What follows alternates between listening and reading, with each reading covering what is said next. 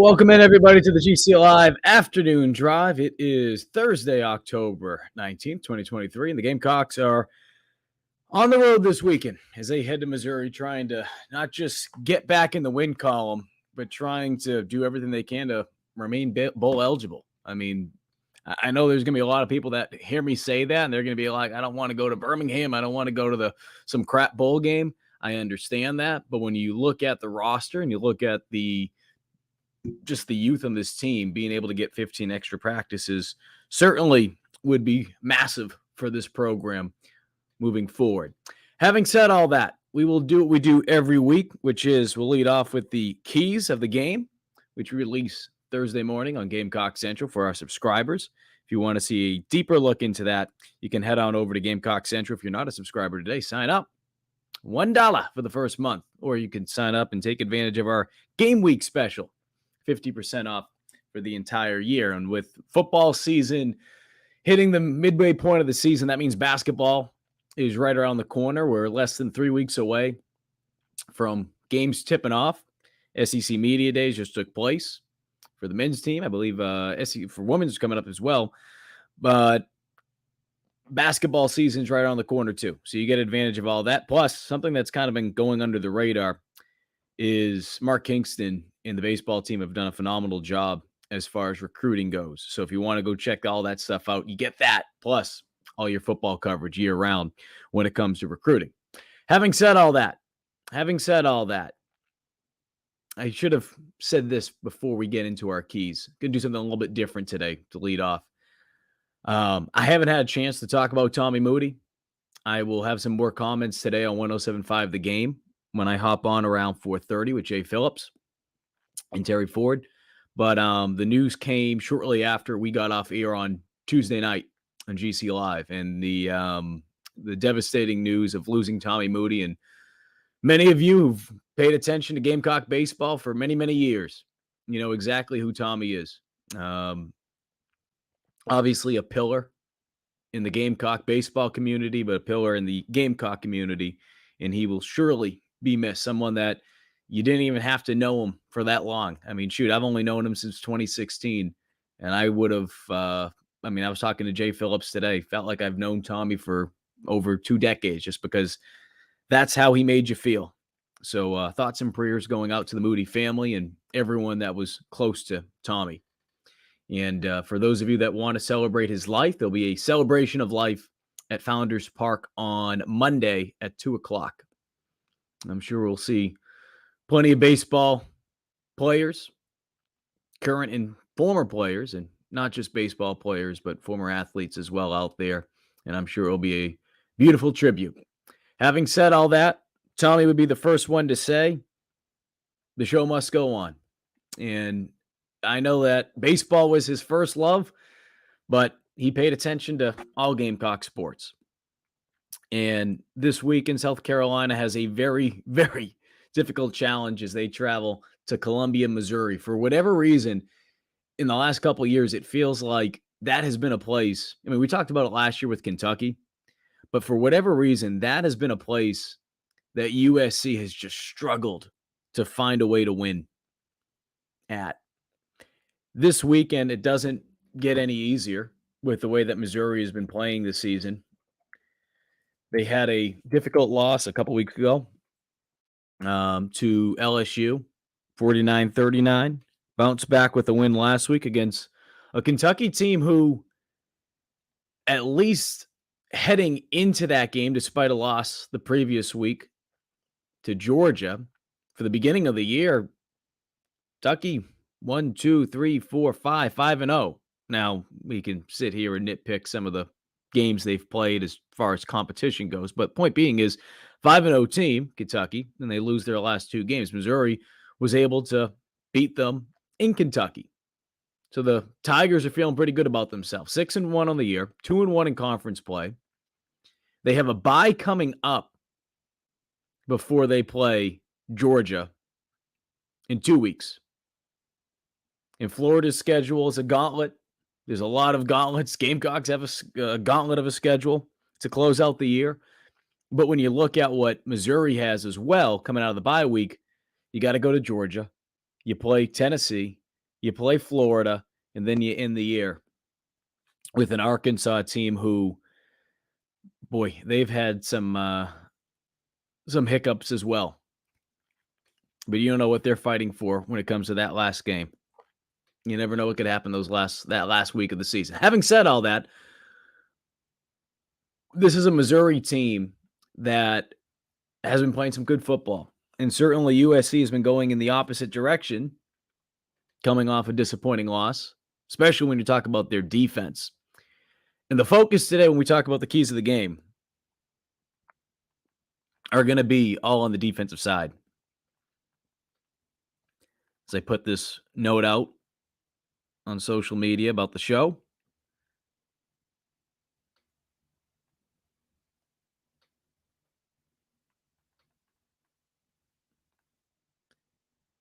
so let's get right into the keys. Let's get right into the keys of the game this week. Number one, creating turnovers. The crazy thing is when you look at what South Carolina did in the first 2 years in the Shane Beamer era, Clayton White era, as far as being the defensive coordinator, whatever way you want to look at it, they were creating turnovers left and right. Led the SEC in takeaways 2 years ago. Last season, I believe they were second in the conference. This season, not just looking at it from a conference standpoint, but just looking at it from a national standpoint, South Carolina is tied for 93rd in the country for takeaways. They only have 7. Think about that. 7 takeaways through 6 games. That's actually, again, 93rd, but they're tied with 13 other teams there. So I say that because when we talk about South Carolina football, especially over the last 2 years, heading into this season, I think the first thing that comes to mind is the way that they've been able to play special teams. But when you talk about Beamer ball, and there's an awesome clip from maybe, 20 plus years ago, one of the coaching conventions, and Frank Beamer's talking, Shane's father, and he was asked, what does Beamer ball mean to you? And then when Shane was named head coach back in December of 2020, he was asked a similar question.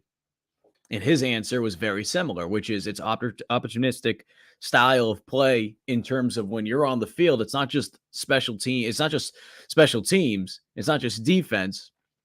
It's offense, obviously, as well, but it's being able to know that when you're on the field, you have the ability to score at any given time. So I say those things because when you're not taking the ball away, right, we could talk about special teams. That's its own little issue at times this season in terms of the consistency, especially at the level that they played the last 2 years. When you're not being able to create turnovers, you're not going to be able to do those things that Shane talked about. You're not going to be able to do those things that Frank Beamer talked about 20 years ago when we talk about Beamer ball. Burley says, I've seen no Beamer ball this season.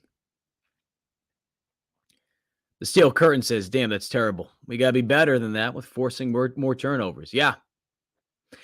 And the other part about that, too, is, and there's been a lot of talk about nickel play this week, and I'll get into that because yesterday during media availability, all the coordinators meet. You have Pete Lembo, you have Clayton White, you have Dal Loggins. And the question that I asked Clayton White was specifically about the nickel position with having Nick Eamon-Worry there. And we'll get into that. So I hear you. I hear what people have been saying. And I've always said this, that the media's job is to be an extension of the fan base so that we can relay your thoughts and opinions. Now, we're not going to relay everything. I think, Clayton isn't dumb. He knows that people are pretty ticked off right now with how the defense is going.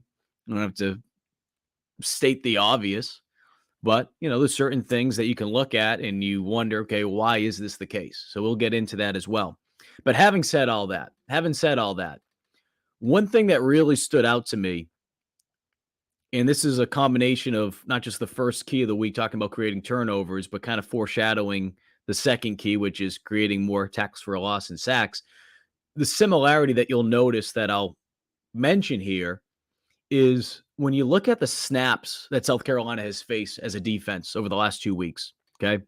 They faced 86 snaps last week against Florida. And then 2 weeks ago, they faced 74 against Tennessee. Now, I shared this in the story on Clayton White, shared this on the keys as well today, and I'll show you guys just a little bit of it. And again, if you're not a subscriber to Gamecock Central, head on over, take advantage of the $1 deal, and you'll be able to see more of this. But take a look at this. This is something I found interesting. Look at the number of snaps Marcellus Style and DQ Smith and even OD Fortune and Nick Eamon-Worry played this past weekend against Florida. 86 snaps again. 86 snaps. Just mentioning that again. Marcellus and DQ played both. Played all of them, excuse me. Both of them played all of the snaps. OD came out for 2 plays. Nick, 6. Even Jalen Kilgore getting a good run. And then as you slide down and you look at the Tennessee game, 74 snaps as a defense. 3 played every snap. OD Fortune played nearly all of them. And Nick Eamon-Worry was right up there as well, 69 of the 74 snaps. So I bring this up because when we're talking about the inability to create turnovers, as well as, again, I'll get into creating more sacks, creating more TFLs, but specifically talking about turnovers right now, when you're not able to create turnovers, you're going to have to play more plays, especially when you're not getting the stops that South Carolina wasn't able to get the other night. Florida converted 3 of 4 fourth down conversions. That's another issue. That goes without saying. But when you're not able to create these turnovers and you don't have, and we've talked about this ad nauseum, it feels like, when you're not able to have those younger players ready to go quite yet, and maybe we'll start to see more of those younger players on defense. There's already, I think we did this exercise on Tuesday night on GC Live, the number of younger players out there. I know from an offensive standpoint, from this past week between freshmen and sophomores, 5 of the 18 players, or there's 5 that played. 5 of the 18 were sophomores or freshmen. Defensively, there were, there was more than that. I can tell you that much. I don't have the exact number in front of me from the other night. Des is a mess right now. But the point being is they're playing younger players on defense. They just don't have the depth. They don't have the depth right now. And that happens. I understand the frustration where some are going to say, oh, it's the coach's job. Yes, but at the same time, too, some players come along quicker than others, right? I mean, you look back to last season. I mean, you can't always have it both ways. Last season, you have a guy like Nick Eamon-Worry and DQ Smith, and I'm using them as examples just because freshman All-American men's, right? And what they were able to do. Not every freshman is going to be able to come in here right away. And I know that no one's saying like, oh, they need to be playing at that level right away. But some freshmen aren't going to be able to come right in and make a difference right away. It takes some time for some. It's a process. Not true apples to apples, but when you look at the situation with Nicholas Harbor, and Harbor spoke earlier this week, first time that he spoke, I think, since the beginning of the season.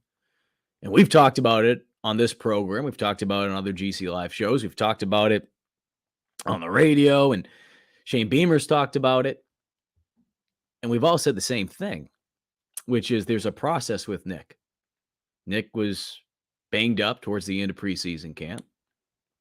Nick's making the jump from playing defensive end / tight end in high school to now playing wide receiver in college. And not just in college, but in the SEC. He was a 5-star athlete. He wasn't a 5-star wide receiver coming out of high school. And there's been a process. And as Nick talked about on Tuesday, when he went into that North Carolina game for the first time, his first collegiate action, he said there was that whoa feeling that he got of going out there. And things were much faster. And he had to take a step back. And he's had to slow down a little bit. He said that he admitted that when he got here, he figured, all right, I'll be able to come in and put up 100-yard games each week and everything's going to be great. And I'm paraphrasing, but that's what he was talking about on Tuesday. And he realized, hey, I got to slow down a little bit. And we've seen him play more and more and more as the season's gone on. I wrote this down the other day, but when you look at the 3 previous games leading up to the Florida game, Nicholas Harbor at wide receiver he appeared on offense in 26 snaps. This past week, he played 28 snaps. He's seeing more snaps on offense. Now, there's always going to be that wise guy out there that's going to say, oh, they're not throwing the ball enough to him. Again, it's a process. It's not a video game. You're not playing John Madden football here. You just throw a guy out there and everything's going to be sunshine and rainbows. There's a process. And his confidence is continuing to get bigger and stronger, all that stuff that you need.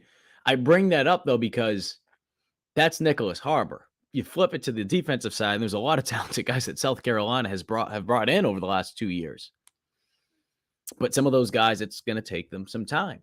And that's one of the issues why when you're not creating the turnovers, and again, heading into the second key of the week, when you're not being able to get to the sacks and not being able to have the amount of tackles for a loss that you need, it's really going to kill you. It's really going to kill you. I mentioned the creating more tackles for a loss and sacks this weekend. Something that stood out to me is through the 6 games that South Carolina has played, they only have 13 sacks. 13. Of those 13 sacks, 7 took place in either the Furman or the Mississippi State game. So what's that leave you with? 6 sacks in the other 4 games? I bring this up because, and we can use the Florida game just since it's the most recent game, when you're not able to finish the pressures that you're putting on the quarterback, when you're sending the amount of blitzes that South Carolina did the other night, when you're not doing that, it's going to put more strain on your secondary. And when you see some of those numbers, again, I'll pull it up again. When you're seeing the amount of snaps that some of your players are playing in the secondary, again, because you don't have the depth right now. You just don't. A lot of inexperience in the secondary. It happens at certain positions. This year, it's happening in the secondary. It's happening at linebacker as well because of an injury that took place in the first game of the season. But I bring this up because it all goes hand in hand. If you're not able to get to the quarterback and finish when the blitzes are there, as we saw last week, there was multiple opportunities, especially in that 4th and 10 situation. I think it was DQ that came off the edge and lost contain. And Florida's quarterback was able to get to the outside. And at some point, I don't care who's in the secondary. We can sit here and make a big fuss about Nick Eamon playing nickel. And again, as I mentioned at the top of the show, we'll get into that because I asked Clayton White about that on Wednesday. But regardless of who's in your secondary, if you're sending blitzes and you're playing zero coverage, which is man-to-man with no free safety over the top, at some point, the coverage will break down. I don't care who's in your secondary. You can have a dream team of a secondary. If you're not able to get to the quarterback, your secondary is only going to be able to hold them up for as long as they can. At some point, the coverage is going to break down. So I bring this up because, again, we talk about creating turnovers, more turnovers. We talk about being able to have those tackles for a loss and sacks, right?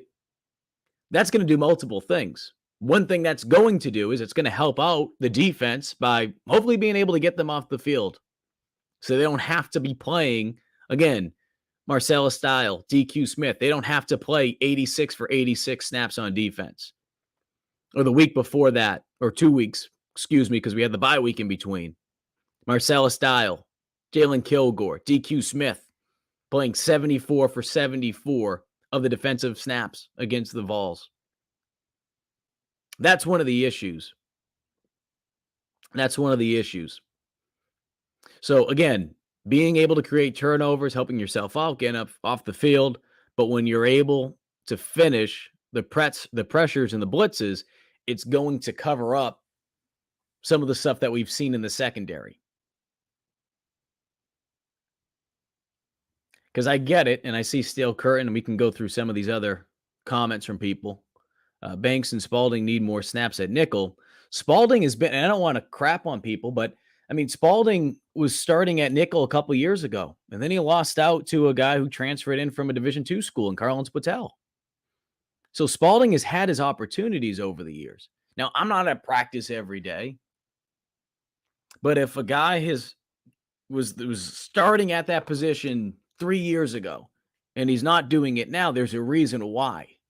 There's a reason why. They don't trust him as much. There's not that consistency factor. That's what it stands out to me. I don't care if it's South Carolina. I don't care if it's Ben Lippen High School. If a player has been there and he was starting at that position 3 years ago, especially for a defense that was, been having success over the last 2 years with creating turnovers, why hasn't he been able to be in that spot, especially if things aren't going the way that they need to right now? Some of that has to do with the fact of, again, the trust. But I also think, too, as I mentioned, you need to be able to finish these blitzes. If you're sending blitzes, you need to be able to finish it. Because I don't care who's in the secondary. I really don't. I really don't care who's in the secondary. If you're blitzing and you're not able to keep contained like South Carolina wasn't able to last week against Florida, and it wasn't just DQ on that play last week against Florida, we can go back throughout the course of the season. You can find different plays to point to. They need to make sure they do a better job of that. And lastly, talking about keys of the game this week, and then we'll get into some of your thoughts because I know you guys are already sending some stuff in. Stay in the fight.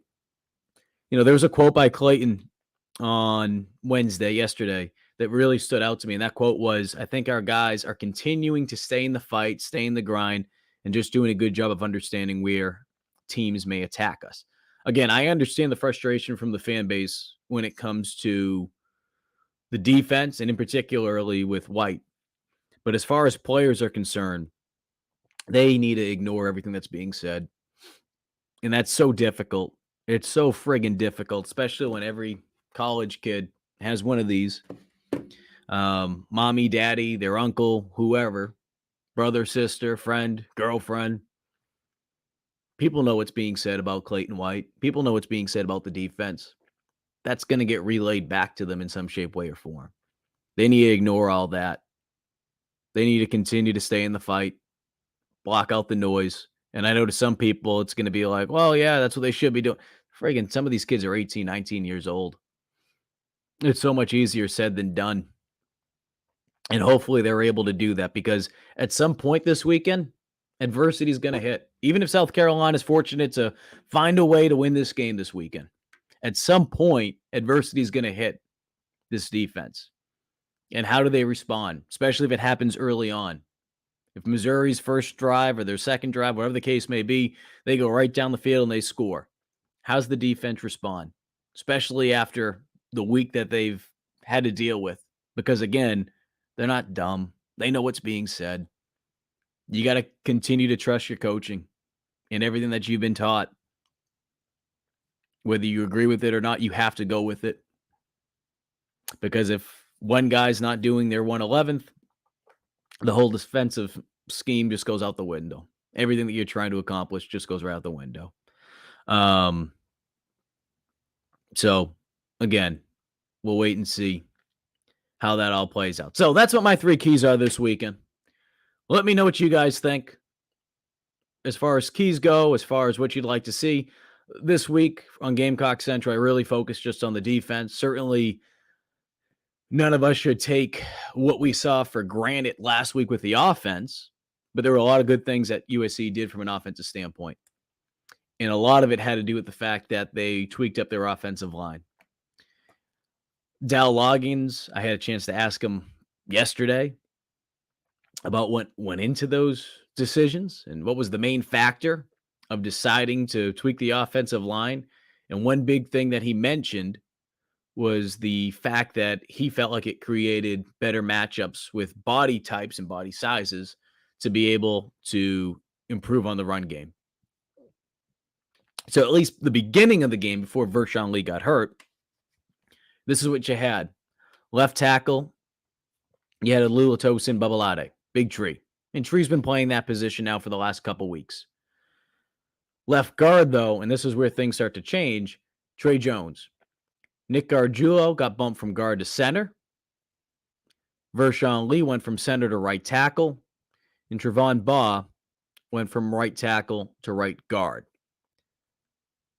Again, listening to what Dal Loggins had to say, he liked some of the matchups it created in the run game. And they were able to do a good job. Mario Anderson, the vision just continues to improve each week. He's looking more and more comfortable. He's sounding more and more comfortable when he's at the podium as well. And oh, by the way, we keep saying this, but for whatever reason, we still have a couple knuckleheads that just goes in one ear, out the other. So we'll just continue to put the PSA out there. Mario Anderson has another year of eligibility left if he chooses to use it. And I don't think there's any reason why he wouldn't. So Mario has the ability to come back to South Carolina next year. And with what he's doing right now, you want to talk about being able to gain confidence. My goodness. My goodness. Another phenomenal game by Anderson the other night. He's doing good things, not just on the ground. He's doing good things as well as a pass blocker with pass protection. And we talked about that at the beginning of the year. One of the reasons why DeCarrion Joyner was out there as much as he was is because the coaches really trusted him. I mean, they trust him with multiple things, but they trusted him as far as pass protection goes. Mario has improved with that. And when you're able to do other things the way that Mario's able to do them, with the way that he sees the field with his vision, and the fact that he is a running back, right? He's a running back. Doesn't matter. You started off at Newberry, D2 school, doesn't matter. He's a running back, and he's showing that. And he did some amazing things the other night, just shy of 100 yards, 98 yards on 20 carries. I think he had, could be off by, 5 or 6 yards. So, forgive me, but I think Mario had 41 or 47 yards on the first 4 carries of the game. I believe that came all on the first drive of the game for South Carolina, if I'm not mistaken. So they did some good things, and obviously we know what Xavier Legette is doing, and Spencer Rattler, another phenomenal performance last week. You're looking you're looking for South Carolina just to continue to have more consistency, though. So let us know. Weigh in. Let us know what your thoughts are on the keys of the game this week, and we'll pop them up. Having said all that, let's see what some of you guys have had to say. Burley says, I think Mario is a highlight of our season. Rattler, X as a wide receiver. I mean, all three of them have been really, really good.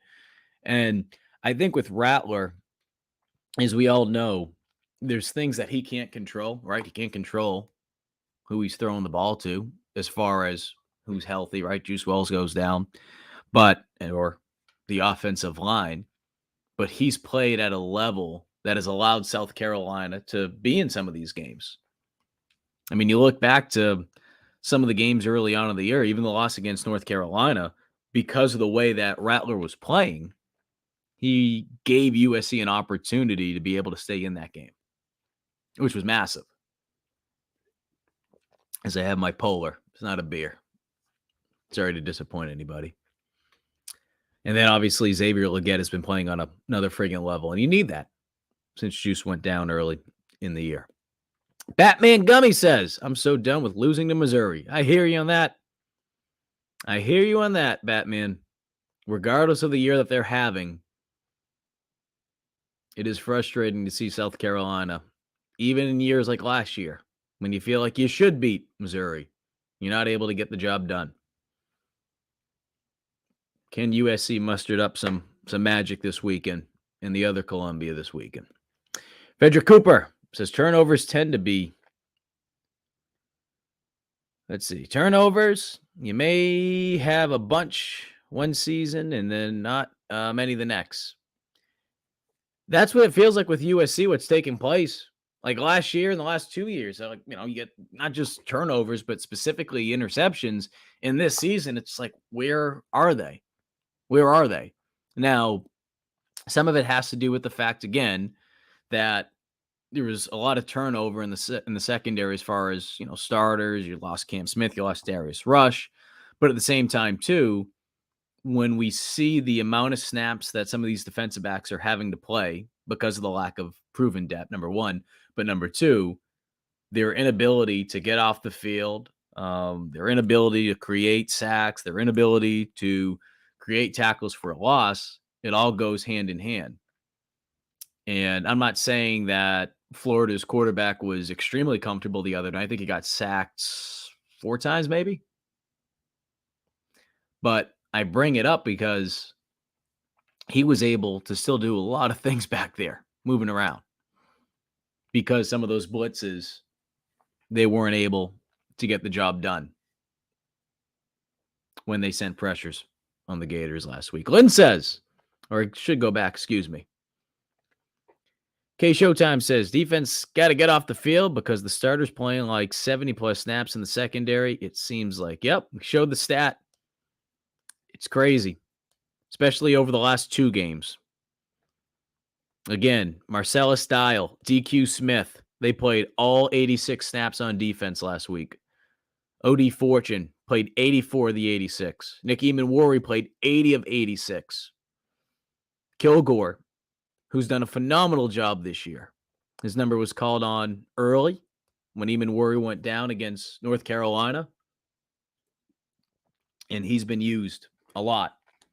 He played 70 of the 86 snaps this past weekend. You go back 2 weeks ago against Tennessee, right before the bye week, 74 snaps on defense. Marcellus Dial, Jalen Kilgore, DQ Smith, they played all 74 of them. O.D. Fortune, 71 of the 74 snaps. Nick Eamon-Worry, 69 of the 74 snaps face. So there's something to be said about it. I mean, again, talking about video games, this isn't a video game. The longer you keep a player out there, especially when you're talking about mid-70s to even getting into the 80s and mid-80s, guys are going to get exhausted. It's a lot to ask someone, especially when those pressures aren't getting there. But it's not just the pressures, it's the defense as a whole. They have to do a better job of getting off the field. And some of that can be created by creating some turnovers, takeaways. Lynn says, when you have to rely so much on freshmen, it puts you at a disadvantage. And I think that's a part, I'm glad you brought this up, Lynn. And I'm not saying you're specifically talking about this, but it made me think about this the other day.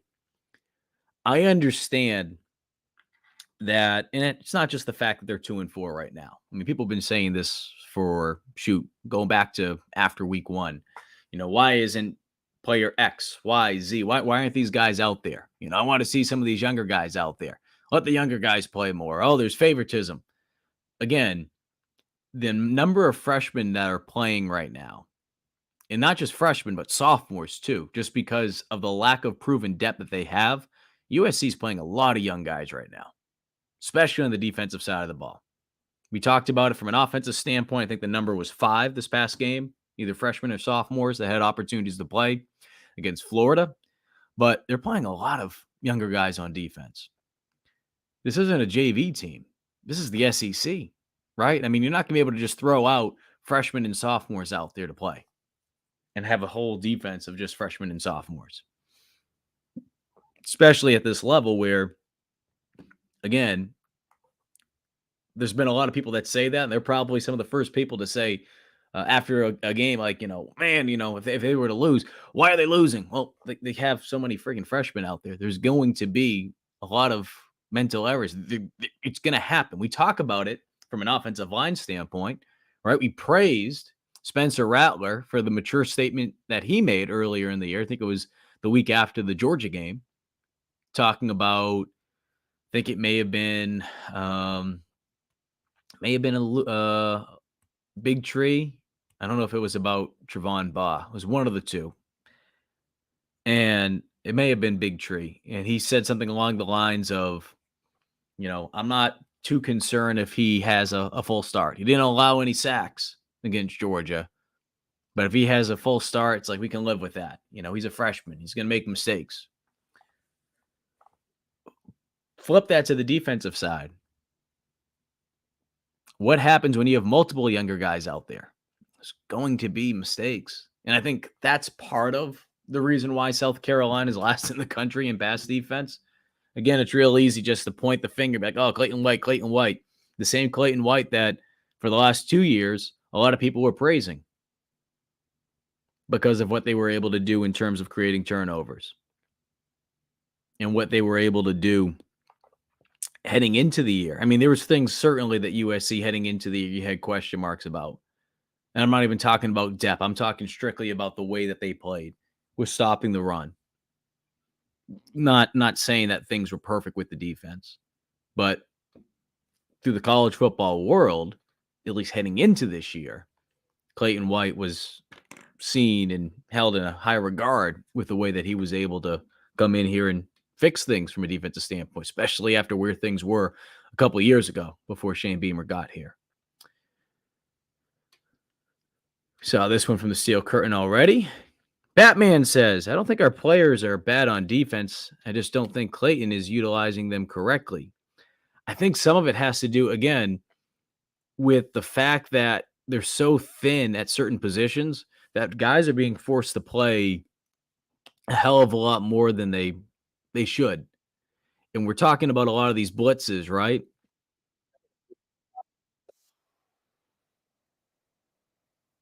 I think some of the reasons why South Carolina is having to blitz as much as they are is because they have struggled with stopping the run. So you're trying to find ways to make adjustments where, you're creating mismatches up front, to be able to correct some of those issues, to be able to kind of be like that flex tail and patch things up on the fly. But obviously, some of it's not working. And one of the things that I mentioned on Tuesday on GC Live is, maybe you have to switch things up and you have to play a little bit more zone. Maybe you have to play a little bit more zone. Simply because if you're playing man-to-man as much as USC did the other night, on top of how much they blitzed, which was, again, as we talked about, 86 defensive snaps, they blitzed over 50% of the time.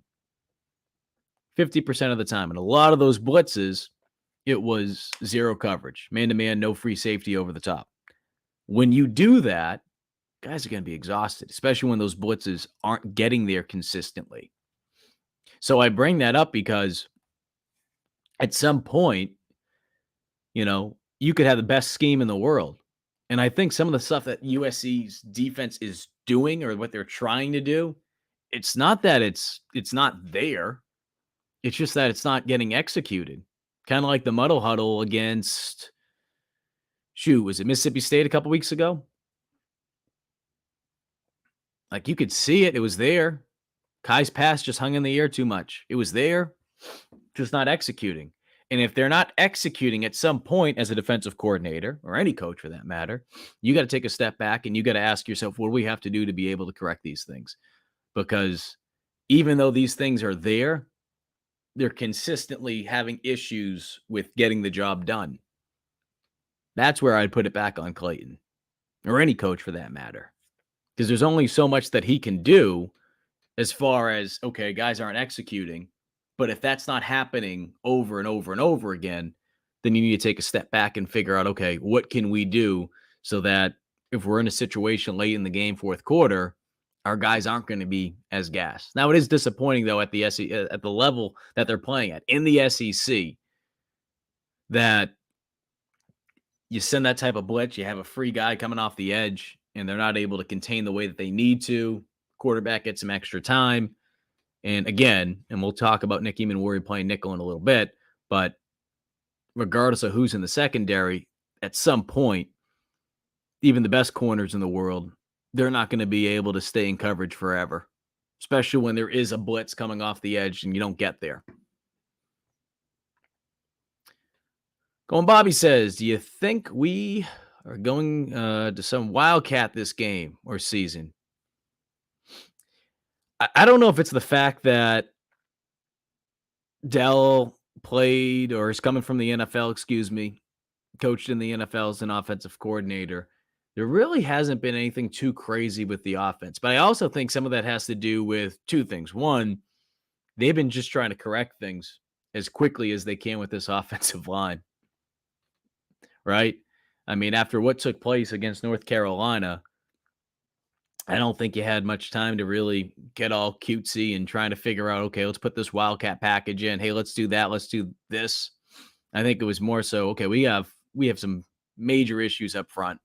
And it wasn't just the offensive line. Some of it was chipping as well, whether it be with your running back, whether it be with your tight ends. But they had a big, big issue as far as pass protection was concerned after week 1. So your focus instantly goes towards that. Number 2, you have Spencer Rattler. And every time that you put one of these packages out there, whether it be Wildcat, whether it be some type of formation where you don't have Rattler at quarterback, you're taking the ball out of the hands of one of the better players on your team. And not just one of the better players on your team, but a guy that has proven to be one of the best quarterbacks in the country this year. So I think it's a combination of a couple things. Craig Godwin says, I don't think we have a nickel. Yeah.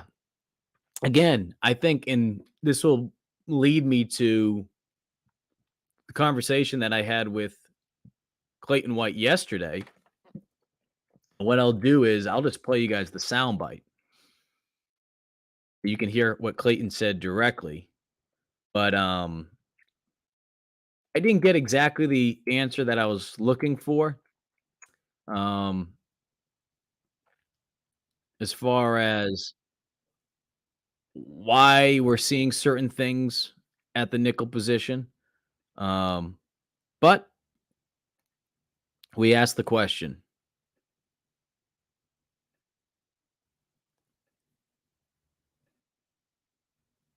So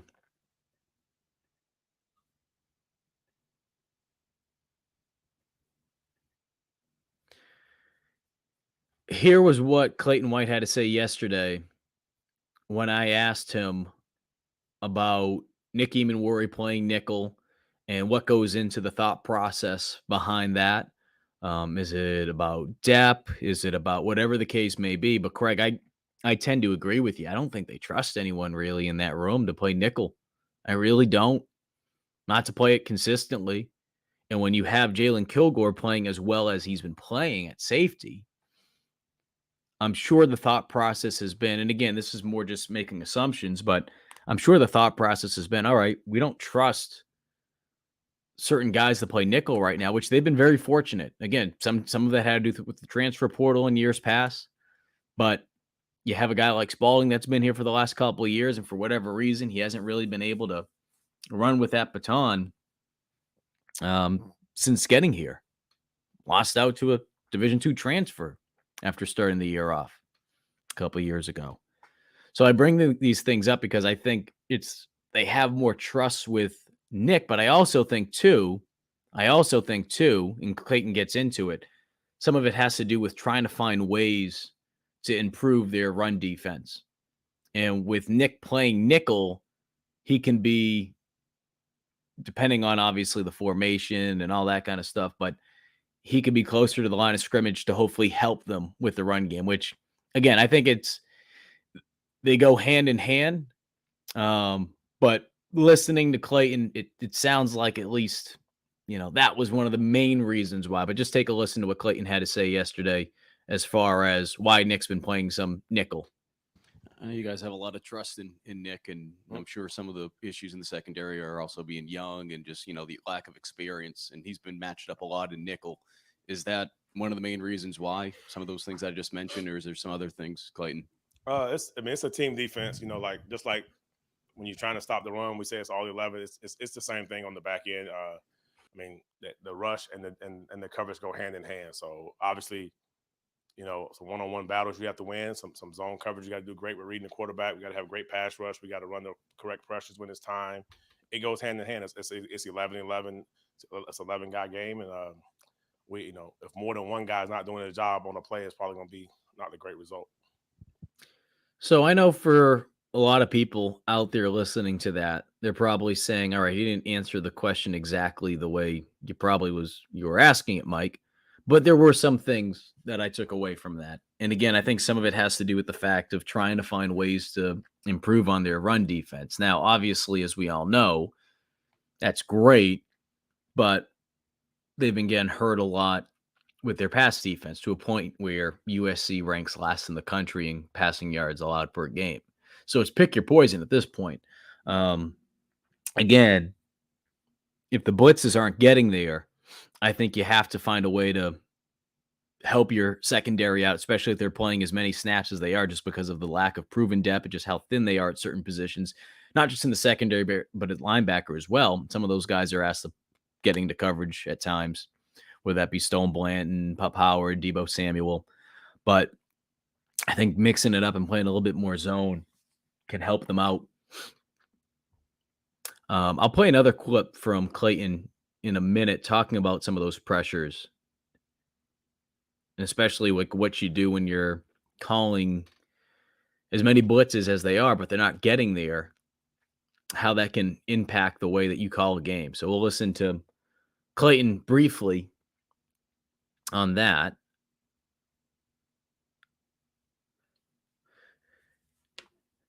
Fulbright Jason, good to have you on. Says, sup, Mike? I hope all this crap with him, meaning Shane Beamer, breaking his foot doesn't mess with recruiting. I don't think it will.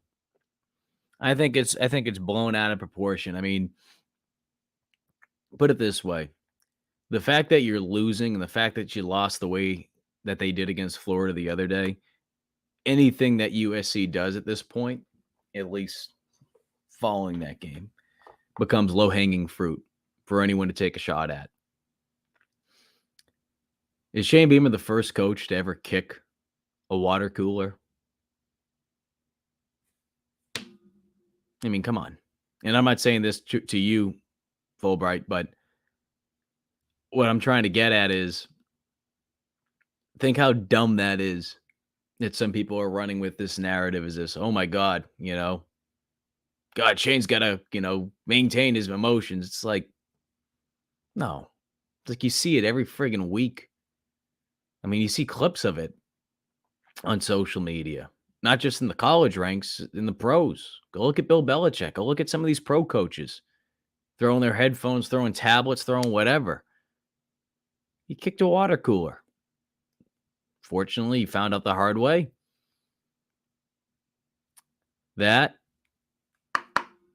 probably wasn't the best idea to do because he broke his foot.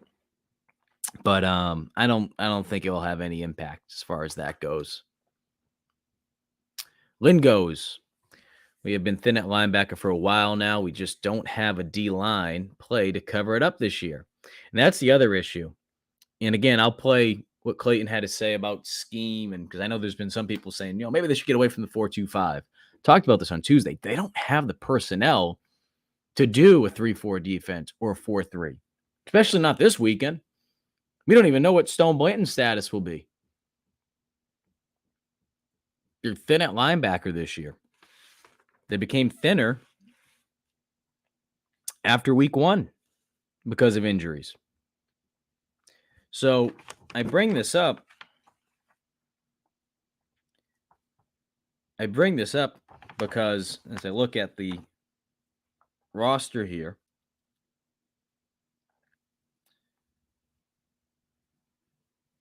looking at the with linebackers, I mean, Bam's been getting a little bit more action in practice. We could see him this weekend. But with Mo Kaba going down week 1, it's really exposed a room that has just a lot of unproven talent. They got talent, but it's unproven. And when the defensive line's struggling to, again, be able to get to the quarterback, create TFLs, and you have a secondary that's been struggling to stay in coverage as much as you need them to, the linebackers kind of become in no man's land a little bit, especially when you're struggling to do what? Can't stop the run, can't stop the pass. You're trying to figure out the best way to utilize them.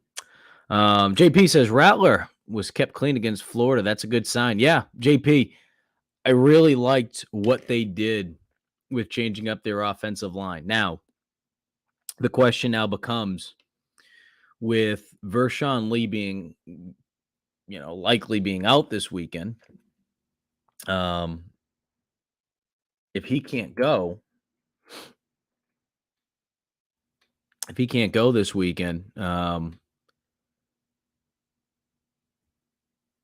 will we see Sidney Hugar back at right tackle? Because he's the one that came in for Vershawn the other day against Florida. Or do we see someone else? Do we see Wanamaker? Do we see perhaps even Trey Jones get bumped over to right tackle? I think the biggest thing, at least in my opinion, right tackle is a very important position with how USC operates their offense, because as we've seen many, many times, Rattler likes to roll out to the right side. So you certainly need someone that can give Rattler that extended period of time to not just make a throw, but being able to decide if he wants to take off. And that was something that USC really struggled with against North Carolina, because Henry went down with that injury early on. And then it was, shoot, who do we throw in at right tackle? And it wasn't just a right tackle issue that night. I mean, everything was just falling apart for USC. But that's something to keep an eye on this weekend. Try to answer a couple more questions and we'll wrap up the show. Still Curtin says, yeah, I'm getting tired of losing to Missouri. They're going to have to pull off the upset somewhere these next two games. It would be even better if it was both of them.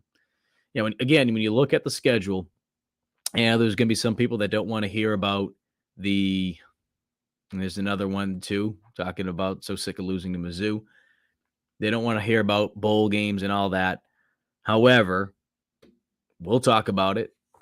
You have 6 games left. You have 6 more opportunities. You have to win 4 of them. You have 4 home games to close out the year. You have 2 road games before that, though. And not just road games. You have to go the furthest away from your campus, at least until Texas and Oklahoma are in the conference next year. But these 2 schools are the furthest away from your from your campus. And you have to go to them back-to-back weeks. Furthest conference opponents for USC. It's not easy. Never mind the fact of what their records are. So only adds that much more of a challenge to beat them. Fulbright again says, everyone said that they were looking for more consistency at the beginning of the year. Well, they're consistently bad on defense, and the offense is consistently better. Yeah, the offense has been making strides. And I think, too, what Dal Loggins is doing, and I give him a lot of credit because, again, you see the issues they had week 1 with the offensive line. He's been able to make adjustments to that on the fly. And I think one thing that really stands out to me about Dal is he doesn't force things, in the sense of how we saw Marcus Satterfield try to do certain things from an offensive standpoint, not just last year, but for the last 2 years before he left, where it was, man, I really want to be able to run X, Y, Z. I want to run these plays. The comparison that I've made before. Want to make a filet mignon in the kitchen, but you only have Fruity Pebbles and, I don't know, some milk. You have to be able to work with what you have. You can't go out there and just try to make something happen if you don't have those pieces. And I think Dal has done a really nice job with that. Now, again, to use Dal's quote, Rattlers like spaghetti sauce. He's able to cover up a lot of the issues that they have. So we'll see how things are moving forward once Rattler is not here anymore. But at least for right now, I give Dal a lot of credit. Batman says we keep allowing too many explosive plays. Yeah. And again, some of that has to do with the fact that when you're sending pressures, when you're sending blitzes, and you're not able to get to the quarterback, especially when you're playing zero coverage, you're going to get exposed at some point. So that's why I tend to feel that if you want to send some of these blitzes, that's great, but help your secondary out. At some point, you have to make some type of adjustment. Do more zone. That's what I would say to that. Still Curtin says, hope they keep Ba starting at right guard and start Ja'Kai Moore at right tackle. Offense got to keep scoring points, building off of what they did last week. Erlen says, yeah, I agree with you, Steel Curtin. Erlen again, definitely don't trust Keenan Nelson to play at nickel. Hate that Spalding can't stay healthy. And that's the other thing, too. I talked a lot about Spalding. He's has had issues with staying healthy, especially this year. But he's someone that, again, it's not just him. It's when you're talking about just the secondary as a whole, trying to figure out who can be that nickel for him. Injuries don't help. That's for sure.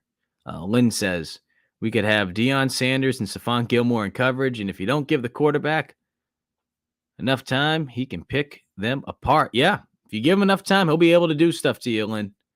Justin says, felt like they found something on offense with the O-line changes. Hopefully we can maintain that. Again, pointing back to what Dal mentioned with the run game, and that being a big reason why they decided to make the changes that they did coming out of the bye week. Once you're able to get the run game going, it opens up so much more. Because as we saw as the game went on, Florida had to respect the run game. Tennessee didn't respect your run game. Now, it's a little different, and I don't know where they're at right now, but at least heading into the USC game, Tennessee was ranked first in the country in sacks per game. But Tennessee didn't respect your rushing attack, which is why they dropped an extra guy back into coverage and out of the box. Florida, they had to respect your run game, and they put an extra guy up in the box, and that opened up the passing lanes for Rattler. Justin says you can tell Dial did not want to do the interview the other day. I give Marcellus as well as every player credit coming in there. I mean, it's tough, especially when you know, again, like I said, you can try to avoid it on your phone, but you know what's being said about you. You know what's being said about your team and your coaches. It stinks. It's a tough situation to be in. No one wants to do that stuff. But at the same time, too, it's part of playing big boy football. Part about playing big boy football. If not, go to a smaller school. And I'm not saying that directed at Marcellus because I thought Marcellus did a great job with handling everything. And it shows maturity and it shows just another level of being a leader, which they certainly need. Leadership to continue to step up during times of adversity. Erlin says, just whatever you do, don't let Fugar start. We'll have to wait and see. Again, if Vershawn Lee is not able to go, we'll see who will get the start at right tackle. Justin Thomas says, I don't like to talk bad about players, but Erlin is 100% correct. It's all right. I think, look, it's not just the fact that we're in this world of NIL, and certainly not every player is getting paid the same, but I think it's all right. And I try to remind people that, yeah, this isn't the NFL, but at the same time, too, this is SEC football. It's okay to call a spade a spade. Again, I've been very high on DQ Smith, and I think he's going to bounce back at some point. But it's okay to say, like the other night, DQ's coming off the edge, and he wasn't able to keep contained. And the Florida quarterback got to the outside and put pressure on Nick Eamon to have to do a little bit more. And Florida was able to convert on 4th and 10. It's okay to talk about these things. People aren't stupid. People can see what's going on with their eyes. It's okay to talk about it that way. So, yeah, I have no issues with it. I think, again, it's just the reality of it. Call a spade a spade. There's a difference between calling a spade and then just absolutely trashing someone for just going overboard with it, if you know what I'm talking about. Ryan says, have you guys seen the SEC short spotlight on South Carolina? I'm not going to lie, it was pretty funny. I'm sure that not everyone in the ops building felt that way today if they saw that. But if you haven't had a chance to check that out, I always enjoy watching the SEC shorts each week. So we got a bonus one this week. One today just dedicated to the Gamecocks. It was, again, I found it funny, but it's funny in the sense that you feel the pain through it all. If you're a Gamecock fan, I understand. I understand how you're smiling through the tears if you're watching that. Steel Curtain says, for sure, until Fugar starts to play better, I don't trust him. I think keeping Trey Jones at left guard is a good move when blocking and running blocking looked good where we're starting. Batman goes, we're getting multiple 3rd and 10s and then allows some 50-yard plays. Yeah. And it's not, and I'll have to go back, Batman, but the other thing too is getting in situations like that, even 2nd and 10, there haven't been that many. And the reason why is because South Carolina is struggling to create tackles for a loss. They're struggling to be able to get their opponent to play behind the sticks. So that's something that needs to change this weekend. But obviously, as we know from this past week in 4th and 10, it didn't make a difference. You need to find a way to get off the field regardless of those downs, but especially if you're in a situation like the one that you just mentioned.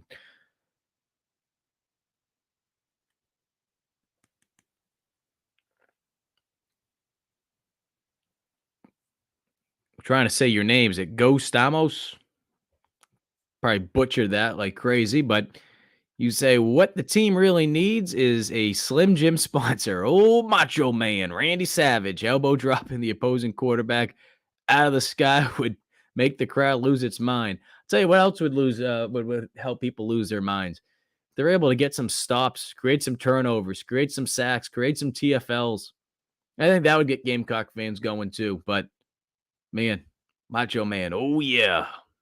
Like I didn't think I was going to see a Macho Man reference today on the show. But we'll take it. Robert Doug Hill says, pray for Saturday. I think we will be okay. Again, if they're able to get some stops defensively, and I know that's a big if, and if the offense is able to carry that momentum that they created from this past game, you got to like the fact that, again, USC's offense has shown signs of improvements. And I get it that against Tennessee, they took a couple steps back that game, but you're going up against one of the better fronts in the country. Like I mentioned, Tennessee heading into that game, and I'll check real quick. Got to get going shortly here. Shooting a Garnet Truss ad with former Gamecock Patrick DeMarco shortly. But let's check that out. Sacks. I believe Tennessee's still first.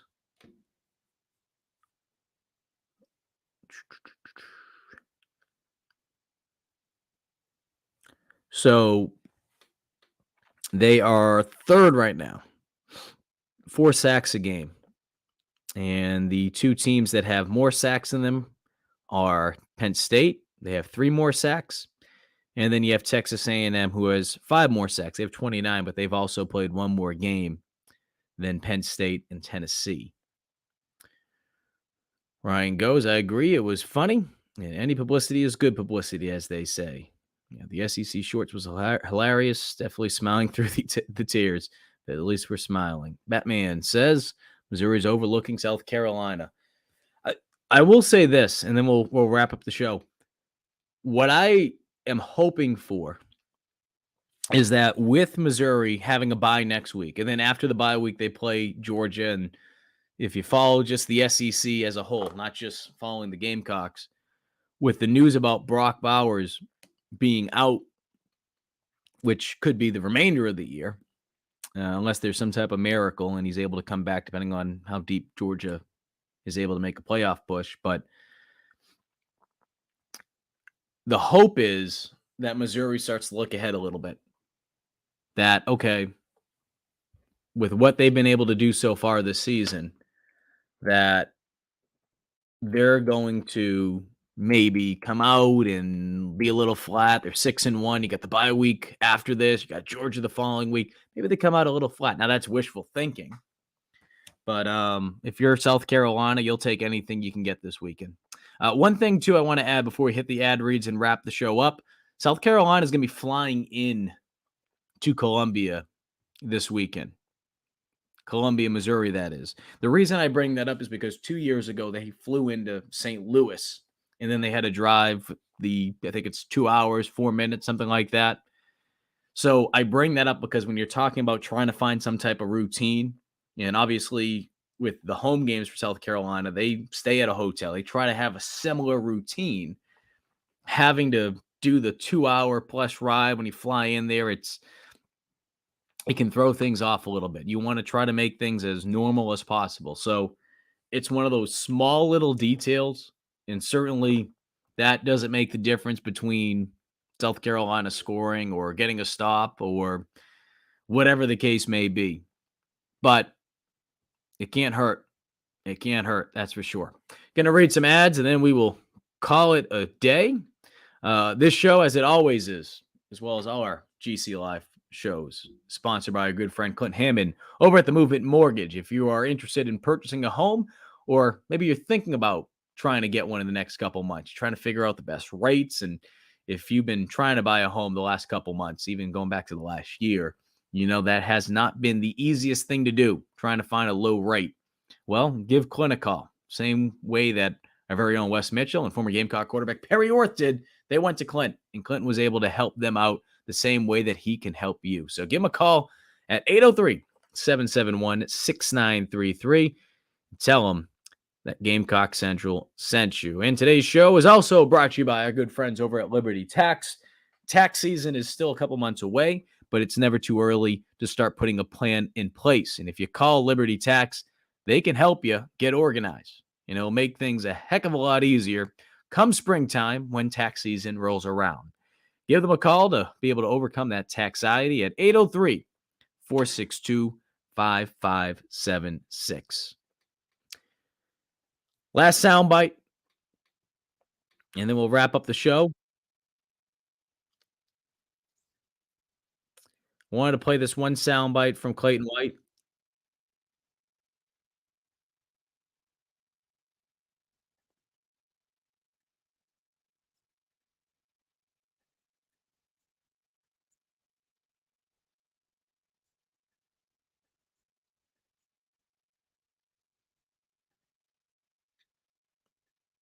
So this is Jordan Kay, new reporter at the state newspaper. We'll play this and then we'll wrap up the show. But talking about pressures, because again, trying to make adjustments, figure out, okay, what makes sense and all that. Listen to what Clayton had to say as far as pressures go. Thank you. When you're calling pressures like you guys were, and Coach Beamer was talking, hey, we just need to get someone, to get home. But when it's not getting home, is like, do you have to adjust how you're calling it and not bring as many, or do you just kind of have to sit back and trust your guys that eventually it is going to come? It's a good question. What you're saying is basically if the pressure's not getting there on time, and to me, you can't ask the DB to cover so long. So you want the pressures to get there. Yes, you do. And then the pressures aren't getting there, so you back off, and then you try to add another guy in coverage. So, but it definitely affects how you call the game for sure. But you have to feel that in the moment of the game, not after the game on Sunday morning. All right. There you go. And I'll leave you guys off on that note. Again, appreciate everyone that tuned in today. If you missed any of our program, head on over to the Gamecock Central YouTube page. You can watch this show in its entirety there. Or if you're a podcast listener, head on over to the Gamecock Central Podcast Network, where you can catch this show in every Gamecock Central show, as well as the Gamecock Central Takeover Hour on 107.5 The Game. Appreciate everyone that tuned in today. If you're heading out to Missouri, like I will be, I'll be leaving tomorrow. Hope I see you guys out there, and just have safe travels. Saw something pop up on my screen. Didn't know what that was, but safe travels out there.